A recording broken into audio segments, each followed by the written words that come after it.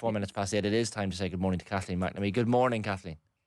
Good morning, Shane. I'm starting to think you just didn't want to talk to me. Yeah, I was just ignoring the elephant in the room. I was like, no, I'll not talk to Kathleen this morning. Forget about it. How is the atmosphere developing in Cardiff? I know there's not a massive cohort of Irish fans travelling, still a few hundred, I think, but any atmosphere building up? I won't lie, it's hard to know that the game is happening at the moment. There were a few Irish fans around my hotel last night, actually, which was kind of nice in that you're starting to recognise the same ones that are travelling all the time. There was a couple of people downstairs that I had interviewed when I was in Australia. So you're seeing the same old heads popping up and again, which is nice because it means we're having that consistency. But I reckon there'll probably be a bit more buzz around Tuesday's game because tonight is almost like it's the tester for both teams. It's getting the measure of each other. It's, everyone's nervous because no one knows how the other is going to line up, how they're going to go, or team's going to play conservative, or they're going to Wales going to go out tonight and try and win that home game and then go super defensive on Tuesday. So I think everyone's just a bit angsty to get that first 90 minutes over with and see where we lie ahead of Tuesday, which I think there's like 25,000 tickets gone for already. So should be good crack whenever we do get around to it. Are we drawing any conclusions whatsoever from Tallaght Stadium in February and the 2-0 defeat against Wales? I think it's difficult to when you look at both sides. So say on the Welsh side, they had Rhian Wilkinson was in the stands. They had an interim manager at the time. Now, that interim manager is still the assistant manager, and Rhian Wilkinson talks really highly of him and how he took the team through that period. They've had a bunch of really big injuries since. On that night for us, we didn't have Denise O'Sullivan. Katie came off at halftime. There was a couple of other injuries as well in the back line. And also the position that the two teams were in at the time was very different in that Wales were coming out of that whole League A situation. We were coming out of League B. I think we had kind of rested a little bit after the World Cup and we had not been playing the opposition that we really wanted. Whereas now I feel we have a lot more of an idea of what our identity is. We have Julianne Russell in there who has managed to get us a couple of goals. We have that consistency of scoring that we probably didn't have at the time in terms of knowing that one person can pop up in really, really tough games. Everyone was popping up in the League B, but in terms of those tough games and knowing we can crack a win, I think that it's good that we had it because I think it's made us cautious going into this game and not automatically we beat France in Parc y Cuivre, we're obviously going to beat Wales. I think we're going in with a level head, which is good. What's the sense you're getting from speaking with Ireland manager Eileen Gleeson this week? Because it's kind of fascinating, isn't it? This time next week, it feels like our future will be decided one way or the other. Yeah, I mean, whenever it was talked about a fair bit during the squad announcement about her contract and what she was very, very clear in that whatever happens over the next couple of days, she wants to stay as Ireland manager. She feels she's done a good job, but it is hard to feel like this isn't in a funny way because she started off with that Wales game and now there's a potential that her tenure could end with these Wales games. It feels like a bit of a full circle moment for her and for the team as a whole. We talked about it on the Koi Gig pod a lot last night, and I think there's a general feeling that if Ireland lose, but if they lose and it's really, really tight and, it's Jess Fishlock pops up at the end with a goal and they've actually put everything in really well and they've fought really hard and it's just been a really dogged, tough game, then it's kind of hard to see what she has done as a complete and absolute failure and therefore she should lose her job as a result, or not lose her job, but her contract shouldn't be extended beyond this campaign. Whereas if it's a case that Ireland go out and they look like how they did against Wales when we played them earlier in the year, then it's we've had no growth really in a campaign that actually matters. Of course, that win in Parc y Cuivre was really important. Being able to get a goal against England in Norwich was really important. But at the end of the day, we've all been looking to these playoff games. We always knew they were coming. This was always the target because we knew once we got into League A that we would probably have a semi-decent qualifying path. So it's big. She has kind of brushed it off as that, which is fair enough. Like she's like, I'm not thinking about the team, or sorry, I'm not thinking about individual. I'm thinking about the team because that's what she has to do, and that's what the players will want to hear from her. But it's going to be very interesting to see what the FAI decide to Yeah. do if things don't go her way. I would say, like, the way I judge it is that she's just above par in performance because the first 6 games in the first group, they're handy, and Ireland perform and get the results like they should.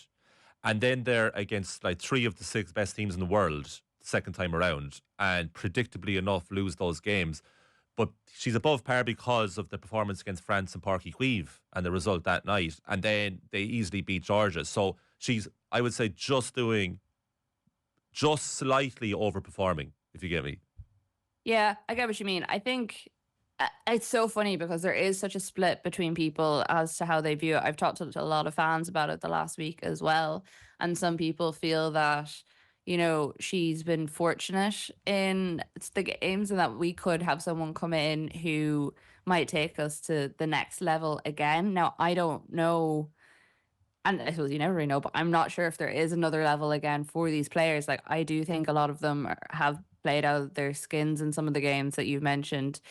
And we do have to remember, while France are one of like the best teams in the world, that was a second string 11 that we played. Yeah. Now, they did bring on their big guns towards the end of that game, but you know, there's so many different elements to it. I think, to be honest, if we go out over the next 2 games, she sets them up tactically well. It's a tough battle, which I think everyone expects it to be, and the scoreline isn't something ridiculous, and she has a good claim to stay on with or without qualifying. But it will be a massive stain, and there will be a massive doubt over her tenure. So does she want that as well, is another question, you know.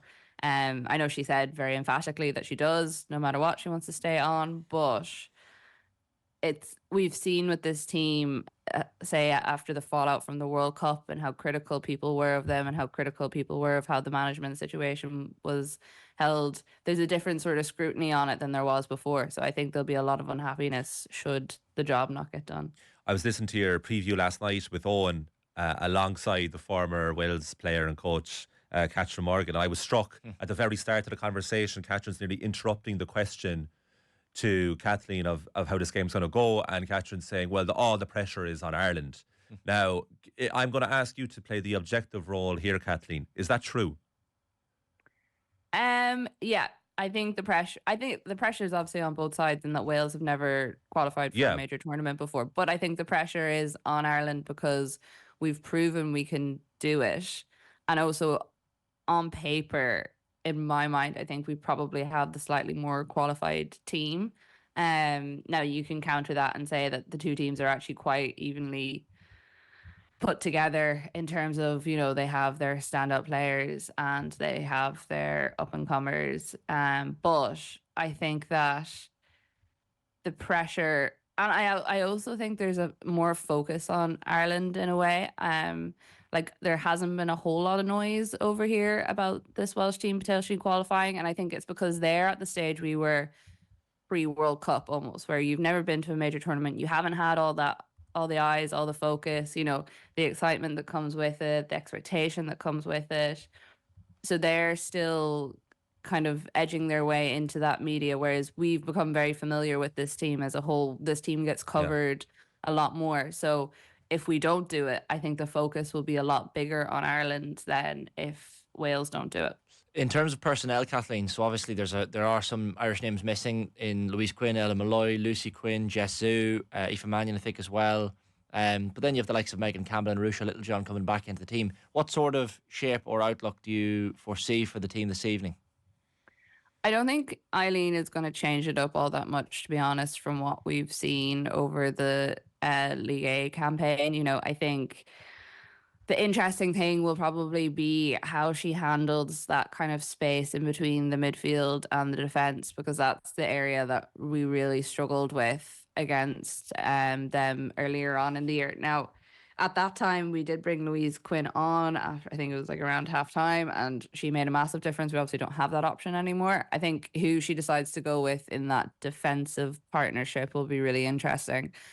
You can like pretty much bet on it being Caitlin Hayes and Anna Patton, but then with Louise out, who is the person that comes in there? Like, do you put in Megan Conley? We've seen her play in that back row quite a lot, but she has always said it's not her favorite to play in. She kind of prefers the midfield. She also hasn't really had a whole lot of game time. Do you put in Niamh Fahey, who's been such a servant to Irish football, but you know, is one of the older players in the squad, so potentially doesn't have a full game in her as well. Do you risk a Diane Caldwell? Do you put Megan Campbell straight in off the bat? You know, there's a lot of questions about tonight's starting 11, which I think is probably adding to some of the angst for Irish fans in general. I think you're pretty nailed on to see Carusa and Julianne Russell up top. Carusa's hold-up play obviously has been really good for us, and also the fact that she's now kind of back to full fitness. She had that injury for a little bit. Julianne hasn't been playing, but she has been training with Salt Hill Devon boys. And, you know, Eileen Gleeson was asked about her fitness yesterday, and her and Denise just burst out laughing. And they're like, anyone who questions Julianne Russell's fitness needs to go do like a high rocks class or something with her. Yeah. Whether she's in season or not. So, and then like, Eileen was giving a shout out to players like Jessie Stapleton. So does she get a big nod tomorrow or tonight? Yeah. And, you know, she's obviously part of the generation that's going to bring us through to the next level, but hasn't had that big game experience yet. So it'll be interesting to see, does Eileen put her trust in experience, or does she put it in the youth of the team? I'd imagine the over-under on cards, yellow cards in particular, would be quite high this evening, Kathleen. I think Lucy Quinn on the show last night was kind of saying this is a fiery enough Welsh team. Like, you'd expect, you know, two teams who know each other fairly well as well, to be really getting to know each other this evening. Fairly physical sort of game. Yeah, I think it's going to be cagey. I think that neither side is going to want to do something stupid, but also they're going to want to get in the other's heads, especially the fact that it is a two-legged tie. Yeah, as you said, these players know each other really well. You know, Denise Sullivan yesterday was talking about Jess Fishlock and training with her and playing with her, and also playing against her now over in the States, or Anna James as well, one of their players that she knows really, really well. So these players will all have spent a lot of time on the field against each other. There'll be that nice Celtic rivalry to the whole thing as well. You know, there's been some mention of it. I think there's a lot of respect between the two teams.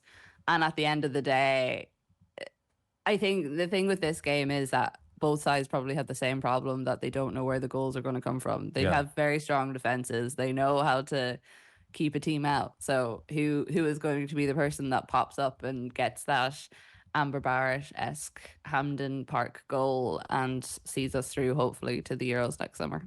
I can certainly envision Welsh players trying to antagonise Kitty McCabe and Denise O'Sullivan and trying to get the best of them, but those two will be well prepared for that. Like, Kathleen, this is tantalising stuff, this game. Would you take a draw now if I offered it to you? Oh yeah, 100%.